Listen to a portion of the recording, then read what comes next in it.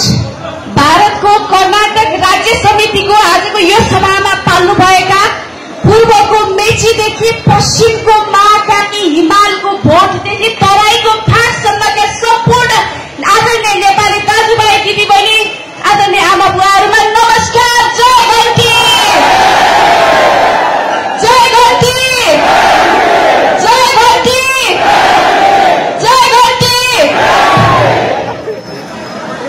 यहाँहरूलाई थाहा छ राष्ट्रिय स्वतन्त्र पार्टी अहिले संघर्षबाट गुज्रिरहेको छ। हाम्रा पार्टी सभापति आदरणीय रवि लामी छानेज्यू जो यो देशको परिवर्तन गर्नको लागि अब